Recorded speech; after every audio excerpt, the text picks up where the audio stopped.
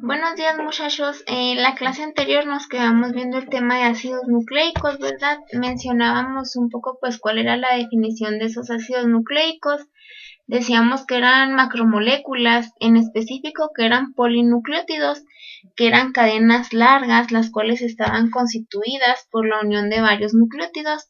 Hablábamos que algunas de las funciones eran el almacenamiento y que son capaces de transmitir información genética, así como funciones catalíticas, en el caso de las ribosimas, que mencionábamos que las enzimas eran pues moléculas encargadas de catalizar reacciones químicas, es decir, de acelerarlas, que por lo general esas enzimas estaban hechas de proteínas, decíamos que eran de naturaleza proteica, sin embargo también existen enzimas que están hechas de ARN, por eso sabemos que se llaman o se conocen como ribosimas.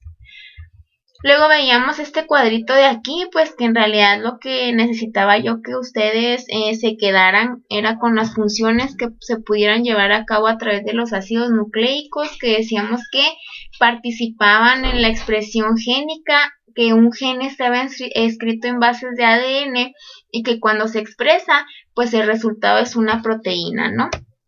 Luego veíamos que era un nucleótido, decíamos que un nucleótido era un conjunto de 3 elementos, ¿no? Y esos 3 elementos eran una base nitrogenada, una pentosa y un grupo fosfato.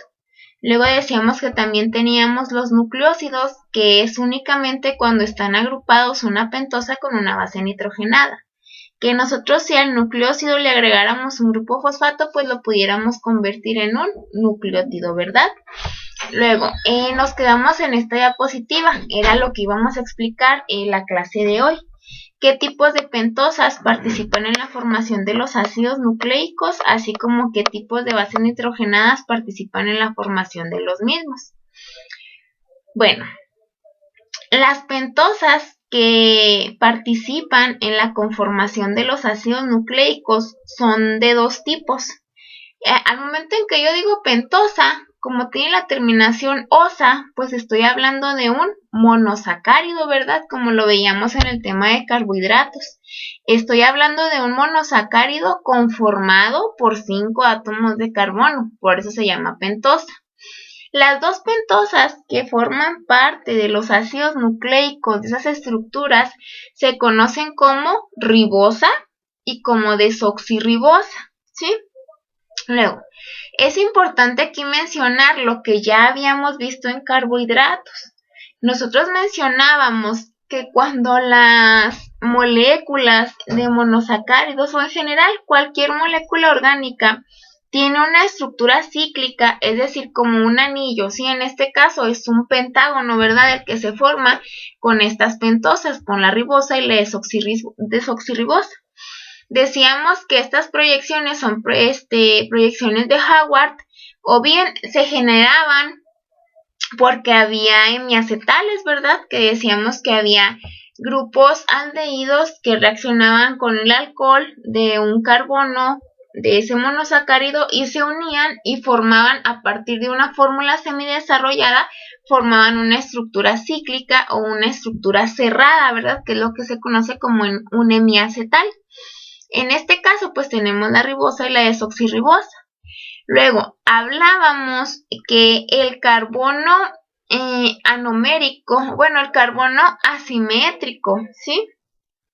Era el carbono número 1, que nosotros podíamos numerar los carbonos de esas moléculas como carbono 1, 2, 3, 4 y 5, ¿verdad? Pero ¿cómo sabemos a partir de qué carbono empezamos a contar o cuál es el carbono número 1? Ya lo habíamos mencionado en el tema de carbohidratos. Decimos que el carbono número 1 es el carbono asimétrico. ¿Cuál es ese carbono?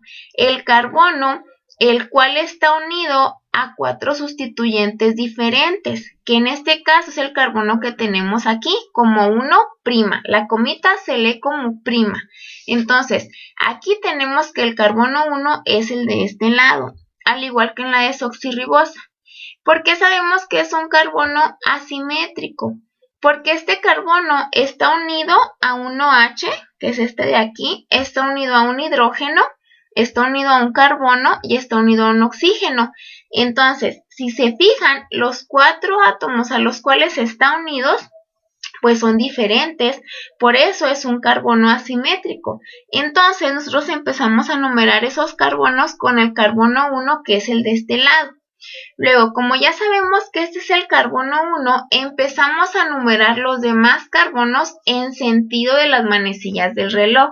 O sea, este es el carbono 1, por consiguiente el carbono que se encuentra a su izquierda será el 2, el 3, el 4 y el 5. Eso es en el caso de la ribosa. En el caso de la desoxirribosa sucede lo mismo. De este lado tenemos el carbono asimétrico, que está unido a 4 sustituyentes diferentes, o sea, un OH, un hidrógeno, un carbono y un oxígeno. Estos 4 entre sí pues son diferentes, por eso aquí tenemos nuestro carbono asimétrico. Este es el carbono 1' y comienzo a numerar en sentido de las manecillas del reloj. Si aquí comencé, entonces voy a hacer que el carbono que está a la izquierda es el 2, el 3, el 4 y el 5. Luego, si ustedes se fijan aquí, ¿cuál es la diferencia entre una ribosa y una desoxirribosa? Pues es que en el carbono 2', la ribosa tiene unido un grupo OH, mientras que la desoxirribosa, en vez de tener unido un grupo OH, tiene un hidrógeno. Entonces, por eso, si ustedes se fijan, esta molécula que tenemos aquí es como si viéramos la ribosa, pero sin un oxígeno, sin este oxígeno. Por eso, esta molécula se llama desoxirribosa, es como si fuera una ribosa desoxigenada. Entonces, hay dos moléculas que son pentosas que participan en la formación de los ácidos nucleicos. Una de ellas es la ribosa y otra es la desoxirribosa. Necesito que se fijen bien y que tengan bien presente la numeración de los carbonos, que ese es el 1', el 2', el 3', 4 y 5', al igual que en la ribosa, porque después vamos a hablar más acerca de estos números de estos carbonos, ¿sí? Entonces, la diferencia entre una desoxirribosa y una ribosa es que en el carbono 2, la desoxirribosa tiene unida a ella un hidrógeno, mientras que la ribosa tiene unida un grupo OH, ¿sí? Luego, ¿qué hay en cuanto a las bases nitrogenadas? Nosotros podemos clasificar las bases nitrogenadas en dos grandes grupos. Son grupos derivados de una molécula que se conoce como purina en química y moléculas derivadas de otra molécula que se conoce como pirimidina. Entonces, nosotros podemos tener bases púricas o purínicas, que son las que tenemos aquí arriba, o bases pirimídicas o pirimidinas, que son las que tenemos aquí abajo. Si se fijan bien, nosotros tenemos 5 bases nitrogenadas que pueden formar parte de los ácidos nucleicos, que van a ser adenina, guanina, citosina, timina y uracilo. ¿Por qué reciben el nombre de bases nitrogenadas? Reciben el nombre de bases nitrogenadas porque tienen pHs básicos, es decir, sus pHs son mayores a 7. Son moléculas con pH alcalino, con pH básico, por eso se llaman bases. Luego se llaman nitrogenadas porque en su conformación están involucrados muchos átomos de nitrógeno, como ustedes lo pueden observar en estas moléculas de aquí. Por ejemplo, en el caso de la adenina, pues vemos aquí muchos nitrógenos, ¿verdad? En guanina sucede lo mismo, en timina, citosina y uracilo también. Entonces, por esa razón, es por la que se llaman o se conocen como bases nitrogenadas. Luego, vamos a ver cuál es la molécula de las purinas, para que ustedes tengan en mente cómo es o por qué decimos que son derivados de esa molécula de purina. La molécula de purina en química, pues, luego nos sale la de los perros, ¿no? El alimento. La molécula de purina es esta que tenemos aquí, ¿sí? Si ustedes se fijan, son dos estructuras cíclicas pegadas, es un hexágono unido a un pentágono, ¿no? Entonces, hay derivados de esta molécula, que esos derivados van a ser la adenina y la guanina. Por eso decimos que entre las bases nitrogenadas hay bases púricas que van a ser la adenina y la guanina. Si se fijan, la diferencia que tiene adenina con purina es este grupo amino que tiene aquí pegado en el carbono 6 del anillo cíclico conformado por 6 lados, ¿no? En el caso de la purina únicamente tiene estos anillos, pero no tiene otros sustituyentes además de esto. Entonces, la adenina y la guanina son consideradas bases púricas. ¿Por qué? Pues porque digamos que tienen sustituyentes un poquito diferentes o tienen como base esa molécula de purina. Y si ustedes la cambian un poquito, pues pudieran obtener estas moléculas de aquí, que es la adenina y la guanina, ¿sí? Entonces, las purinas son las bases nitrogenadas que se van a caracterizar por estar conformadas por dos anillos cíclicos o por dos estructuras cíclicas pegadas. Una que tiene una estructura hexagonal con un heptágono, al igual que la guanina, ¿no? Y las bases púricas entonces son adenina y guanina, mientras que las bases pirimídicas son citosina, timina y uracilo. Vamos a ver cuál es la estructura molecular de una pirimidina, para que ustedes sepan qué es lo que tiene de diferente, ¿no? Entonces, la molécula de la pirimidina es esta que tenemos aquí. Entonces, si ustedes se fijan, tanto citosina como uracilo y timina, pues es básicamente esta estructura la que la conforma. Únicamente van a tener diferentes sustituyentes, por eso decimos que citosina, uracilo y timina, pues son derivados de esta molécula que tenemos aquí, de la pirimidina, ¿sí? Entonces, aquí en la diapositiva podemos ver que la citosina, pues lo que tendría diferente es este grupo amino y este carboxilo, ¿verdad? A la pirimidina. En el caso de la timina, lo diferente es el grupo metilo y el carbonilo que tenemos aquí. Y en el caso del uracilo, lo diferente serían los dos grupos carbonilos que tenemos aquí. Entonces, si ustedes se fijan, de esas 5 bases nitrogenadas que pueden conformar a los ácidos nucleicos, 2 las vamos a catalogar en el grupo de las purinas y 3 en el grupo de las pirimidinas. Dentro del grupo de las purinas tendremos adenina y guanina. Dentro del grupo de las pirimidinas tendremos citosina, timina y uracilo. Si ustedes se fijan aquí, es algo que quisiera resaltar. La diferencia que existe entre timina y uracilo. Si ustedes se fijan entre esas dos moléculas, la única diferencia que existe es este radical metilo, que en el caso de la timina, aquí en este carbono, en el carbono 5, tenemos unido a él un radical metilo. Y si nosotros quitáramos este radical metilo de la molécula de timina, tendríamos uracilo. Luego, si nosotros tenemos aquí la molécula del uracilo y le adicionáramos un radical metilo aquí, entonces este uracilo se puede transformar en timina, ¿verdad? Y esa timina se pudiera llegar a transformar en uracilo. Eso es algo importante, lo cual tenemos que fijarnos, ¿no? ¿Por qué les digo esto? Porque luego cuando nosotros estamos viendo ya la mejor bioquímica o el metabolismo como tal, uno espera que la timina se obtenga así tal cual como esa molécula y el uracilo también se esté así tal cual en esa forma de esa molécula. Sin embargo, como los organismos vivos estamos en constante, pues, ¿cómo decirlo? Hay diferentes reacciones químicas, estamos vivos, pues, entonces nada es estático, estamos en constante movimiento, tanto químicamente como físicamente, ¿verdad? Entonces, puede haber reacciones químicas que provoquen esas alteraciones, ¿no? Que en el caso de las timinas, si se quita ese radical metilo, se va a transformar en uracilo. Y si este uracilo le añado el metilo, entonces se va a convertir en timina. ¿A qué voy con esto? Que en los organismos vivos nada es estático, todo está en constante movimiento. Entonces nosotros no podemos ser tan cuadrados o decir, esto únicamente es esta molécula y no se puede llegar a convertir en otra más. No, siempre hay cosas o reacciones que hacen que una molécula se convierta en otra y por lo tanto eso va a afectar dentro del metabolismo. Eso es importante para ya cuando ustedes vayan en semestres más avanzados y quieran llevar la materia de biología molecular, que es donde se ve un poco más acerca del ADN, del ARN, de expresión génica, pues sepan, ¿no?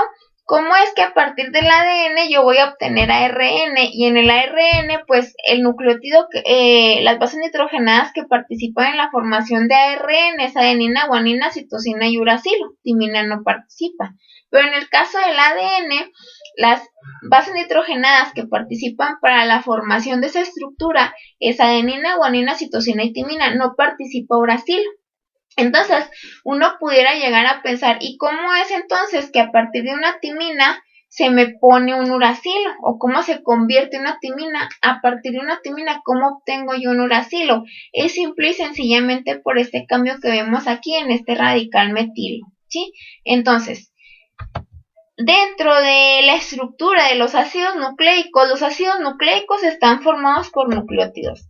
Quedamos que un nucleótido es una molécula conformada por 3 elementos, que es una base nitrogenada, una pentosa y un grupo fosfato.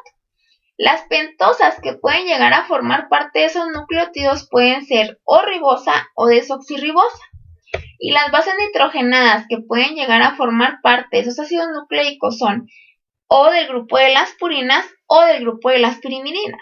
En el grupo de las purinas tenemos adenina y guanina, y en el grupo de las pirimidinas tenemos citosina, timina y uracilo, ¿sí?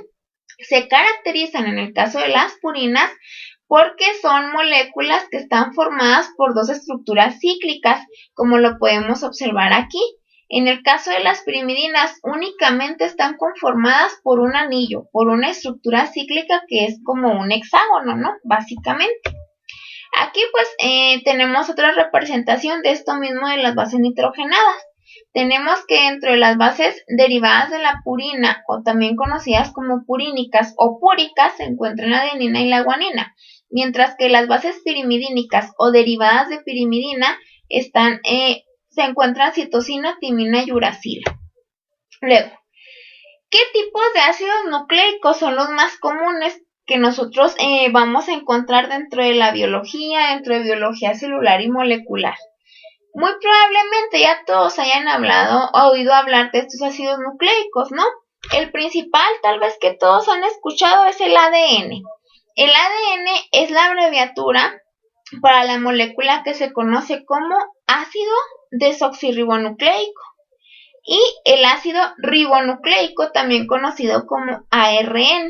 Tal vez estos dos pues son los más comunes o son los que ustedes sepan que llevan a cabo esa función de almacenamiento y de la transmisión de información genética, ¿no?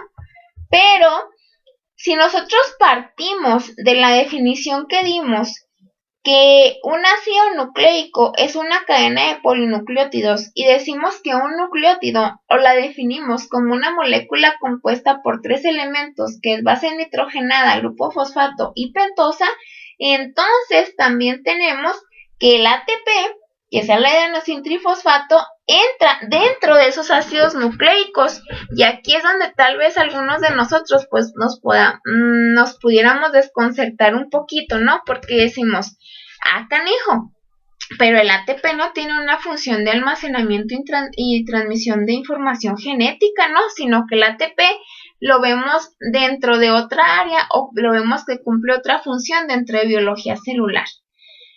Entonces, ahorita lo vamos a ver más adelante, ¿sí? Nosotros tenemos que los tipos de ácidos nucleicos que se ven involucrados en biología celular, en un organismo vivo, van a ser el ácido desoxirribonucleico, abreviado como ADN, ácido ribonucleico, abreviado como ARN, y adenosintrifosfato, abreviado como ATP. Aquí me gustaría también hacer la aclaración que muchos de los profesores luego les dicen que DNA o RNA. DNA y RNA es lo mismo que ADN y que ARN. Nada más que DNA es la sigla en inglés de desoxirribonucleic acid, ¿sí? Pero en español es ácido desoxirribonucleico, que es ADN, esa es la sigla, ¿no? Luego, en ocasiones también dicen RNA, que es lo mismo que ARN, pero nada más que son las siglas en inglés de ribonucleic acid.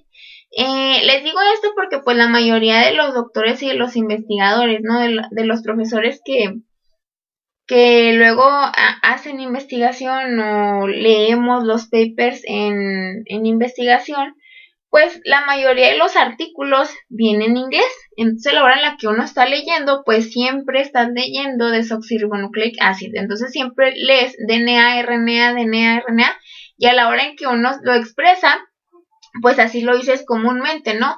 Pero el término correcto en español es ADN y ARN, ¿sí? Nada más les hago ese comentario por si alguien más les dice que el DNA o el RNA, ustedes no se confundan o no piensen, ay, entonces, ¿cómo se dice correctamente ADN o ARN? En español es ADN y ARN, y en inglés es DNA o RNA, ¿no?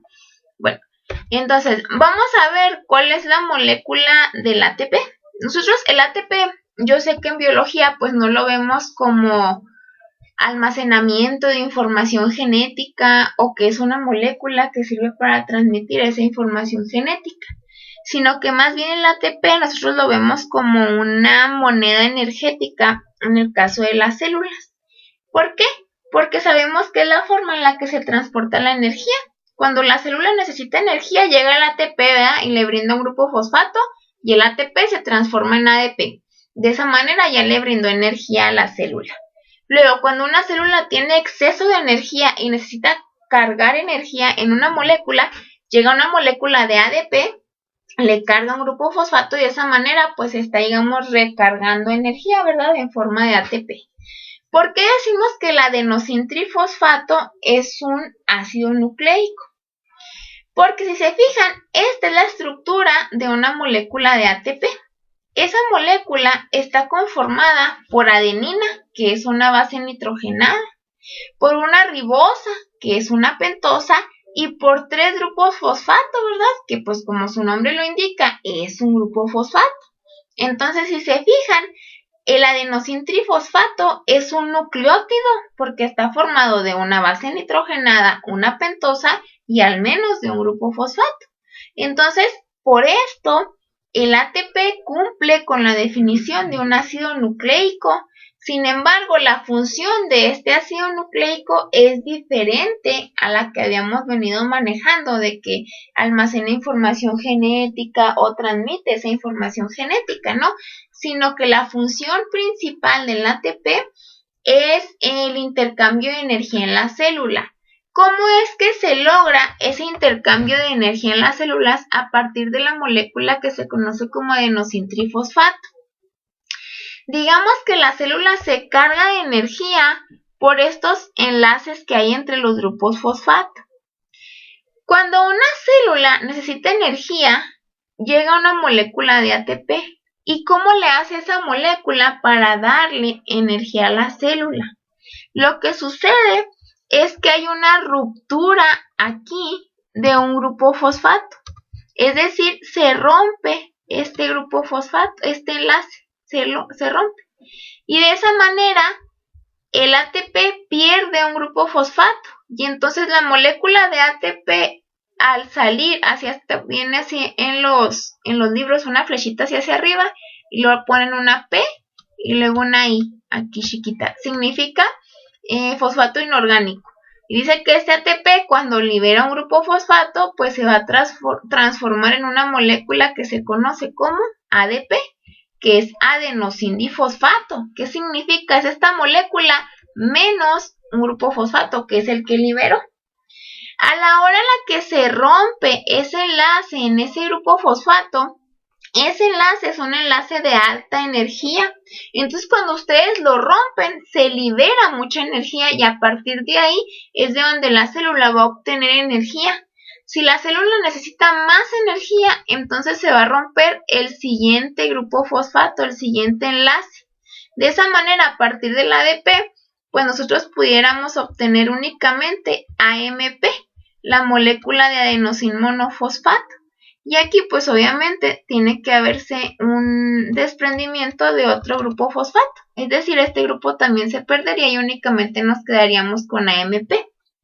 Sin embargo, es mucho más energético la primera ruptura de un enlace de grupo fosfato que la segunda. Luego, cuando una célula tiene mucha energía y quiere depositarla en una molécula, la va a depositar en una molécula en forma de ADP. Lo que hace la célula es que va a enlazar un grupo fosfato a la molécula de ADP.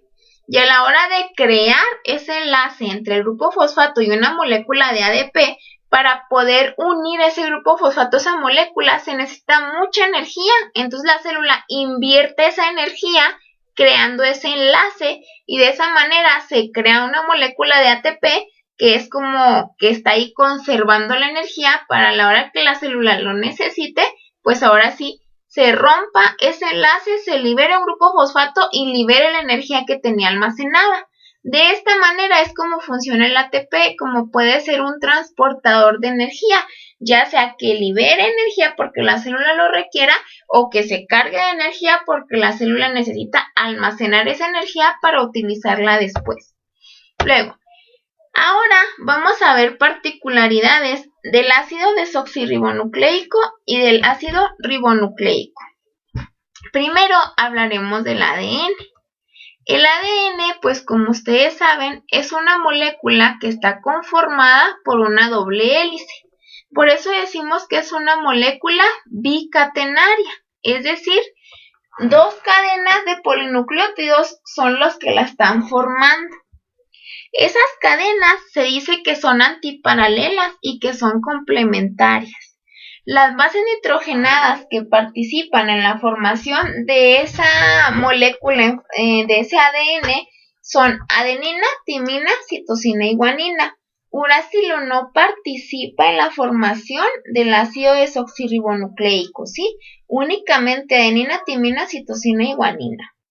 Ahora, vamos a explicar qué significa eso de que las cadenas sean antiparalelas y que sean complementarias. Pues complementarias ¿a qué? ¿Cómo que antiparalela? O sea, ¿eso qué significa, no? Vamos a verlo a continuación.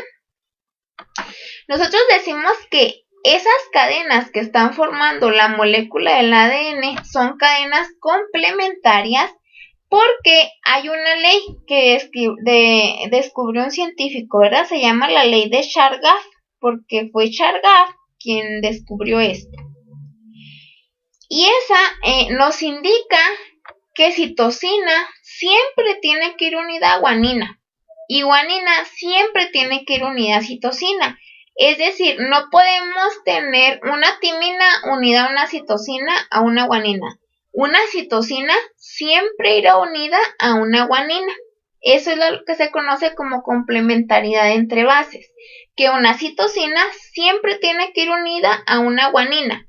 Y una timina siempre tiene que ir unida a una adenina. Es decir, se tiene que respetar esa complementariedad entre bases en el ADN, en el ácido desoxirribonucleico. Yo no puedo tener una adenina unida a una guanina.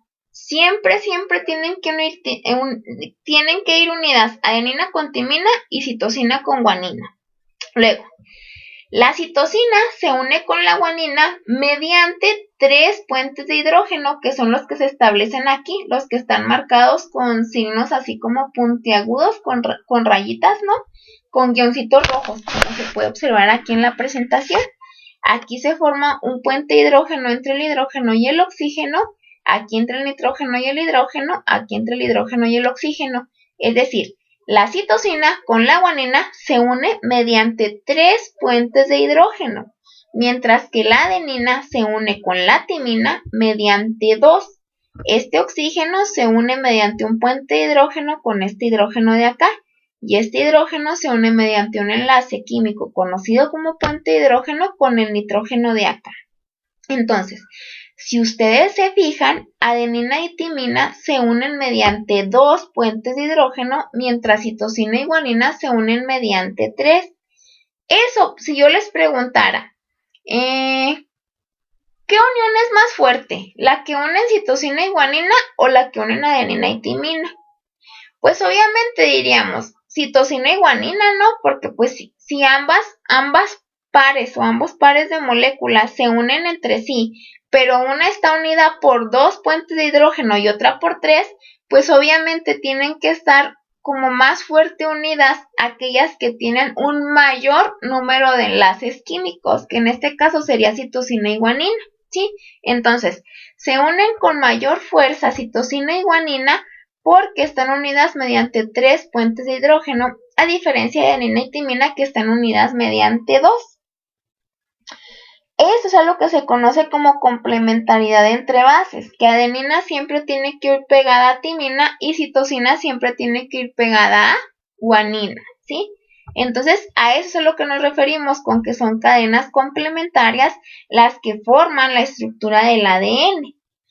Luego, ¿a qué nos referimos con eso de que son cadenas antiparalelas? Aquí necesito que me pongan mucha atención porque a lo mejor puede haber algunas dudas, ¿sí?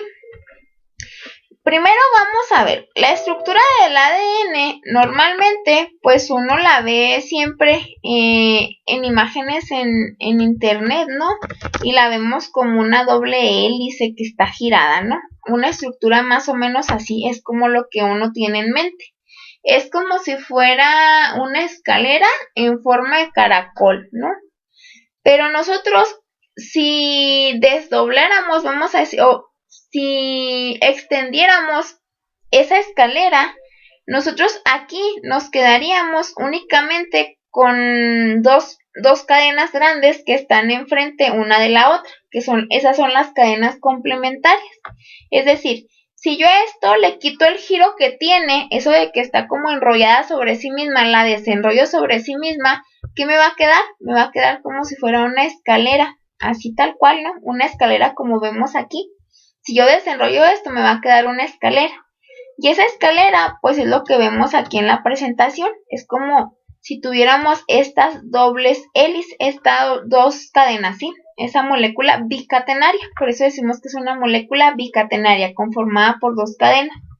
Una cadena es la que tenemos de este lado. Es como si partiéramos aquí los puentes de hidrógeno que están indicados con estos puntitos. De aquí para acá es una cadena de polinucleótidos y de aquí para acá es otra. Entonces por eso decimos que es una cadena bicatenaria. Es una cadena unida a la otra. ¿Por qué decimos que son cadenas complementarias? Porque los nucleótidos se van a unir mediante las bases nitrogenadas. Esta adenina de esta cadena siempre tiene que ir unida a una timina de la otra. Esta citosina a una guanina, esta guanina a una citosina y esta timina a una adenina, ¿sí? Eso es a lo que llamamos complementariedad entre bases. Y si vemos aquí, pues esas bases nitrogenadas se van a estar uniendo mediante puentes de hidrógeno. Aquí se cumple lo que ya habíamos dicho, que adenina y timina están unidas mediante dos puentes de hidrógeno, mientras citosina y guanina están unidas mediante 3, ¿sí? Y adenina y timina mediante 2. Entonces, a esto es a lo que le llamamos que está conformado por cadenas complementarias, que hay complementariedad entre bases. Ahora, lo que nos falta ver es a qué nos referimos con eso de que son cadenas antiparalelas.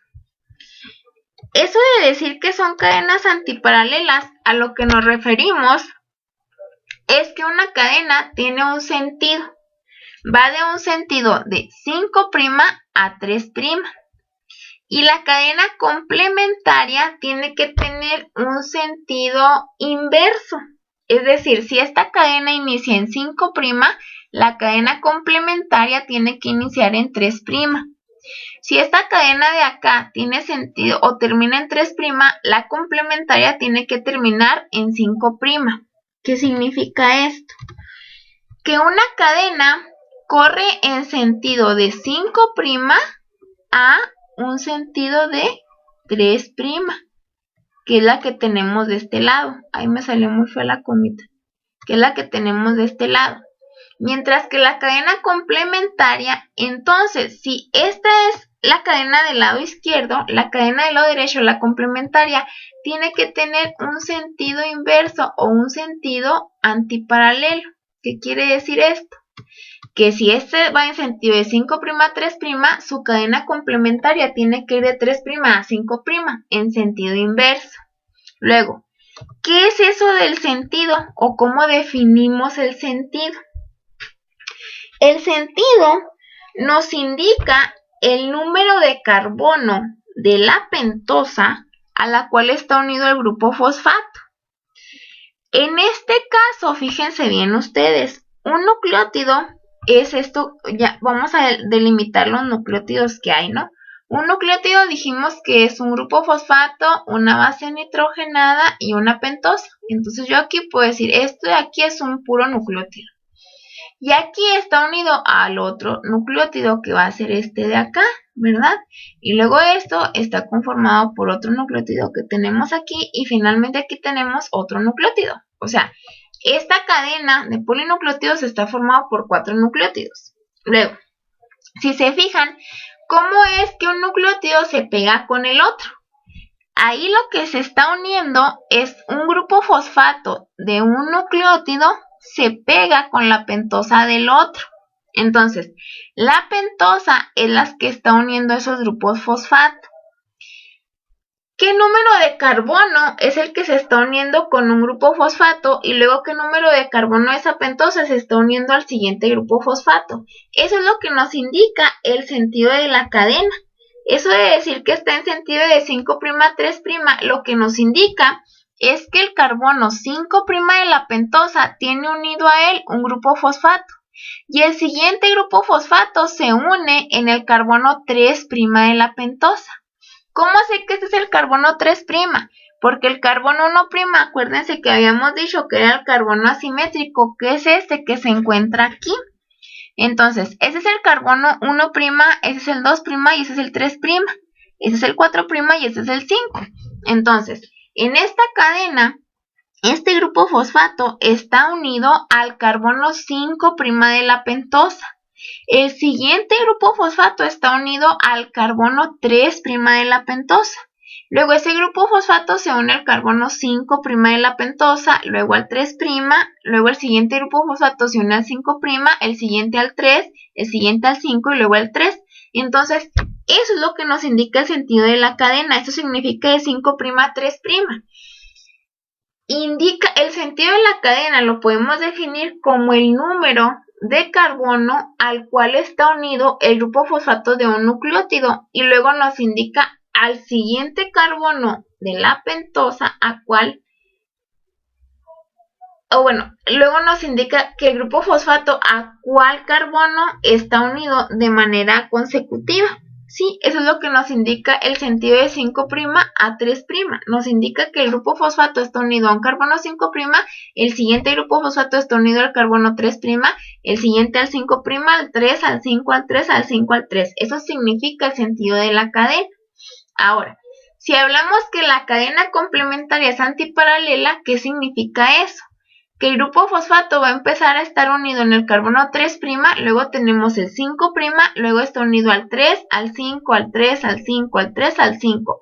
¿Cómo sabemos que ese es el carbono 3'? En este caso, el carbono 1' es el que tenemos aquí. Luego aquí tenemos el 2', el 3', el 4' y el 5'. Pues por eso sabemos que entonces el sentido de la cadena complementaria será antiparalelo a esta otra cadena. Es decir, si esta cadena su sentido es de 5' a 3', el de la cadena complementaria será de 3 a 5. El carbono 3' es el que está unido al grupo fosfato. Luego sería el carbono 5', después está unido al carbono 3', luego al 5', luego al 3, luego al 5, luego al 3, luego al 5. ¿Sí? Eso es a lo que llamamos que las cadenas sean antiparalelas. Luego en esta misma imagen la voy a aprovechar para hablar acerca de los tipos de enlaces químicos que hay en la molécula de ADN. Ahorita, como ya hablábamos, ¿verdad? Decíamos que las bases nitrogenadas se unen mediante puentes de hidrógeno. Es decir, una cadena complementaria se une con la otra a través de sus bases nitrogenadas por medio de los puentes de hidrógeno.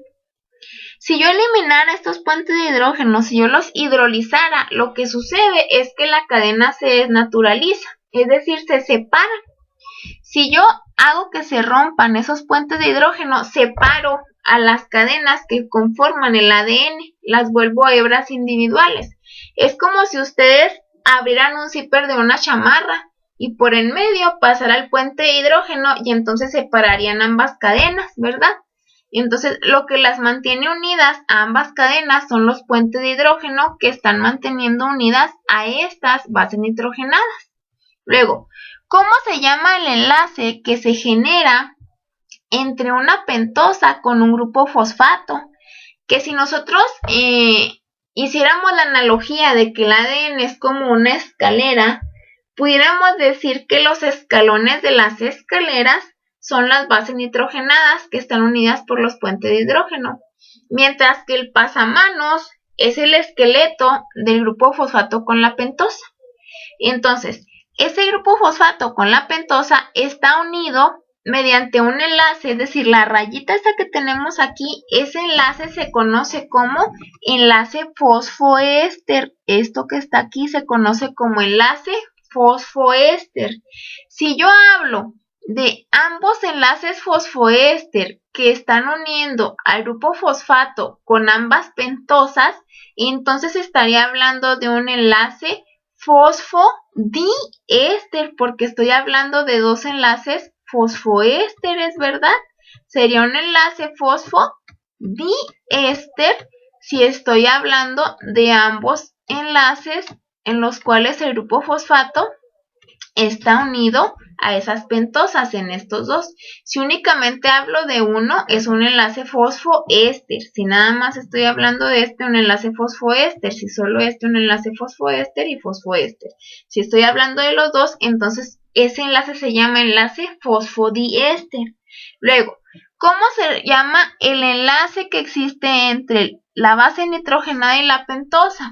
Aquí no tiene un enlace, un nombre así como particular, ¿no? Como fosfoéster, puente hidrógeno, sino que aquí únicamente se llama que es un enlace covalente entre carbono y nitrógeno, entre carbono de una pentosa con el nitrógeno de una base nitrogenada. Si se fijan ahí ustedes en los nucleótidos, la base nitrogenada se une a la pentosa mediante el carbono 1', ¿sí?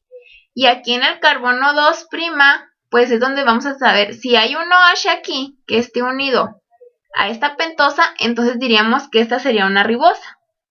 Si no tiene así nada, como se muestra aquí, significa que lo que está unido a ella es un hidrógeno. Por lo tanto, esta pentosa de aquí es una desoxirribosa. Entonces, los enlaces principales dentro de la molécula del ADN son los puentes de hidrógeno, los enlaces fosfodiéster y el enlace covalente carbono-nitrógeno que existe entre la pentosa y la base nitrogenada. Yo, por ejemplo, pudiera hacer un ejercicio aquí con ustedes en el cual, a partir de esta imagen, por decir, yo les pudiera decir, a partir de esa imagen, indíqueme dónde ve usted una pentosa. Y ustedes pues lo que tendrían que hacer, primero es decir, ¿cuáles son las pentosas?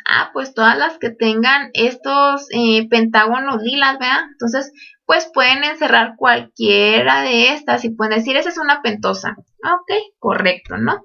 Luego, yo les puedo decir, ¿cuál es una base nitrogenada? Y entonces ustedes ahí me van a decir, pues puede ser esta timina, esta adenina, citosina, guanina. Muy bien.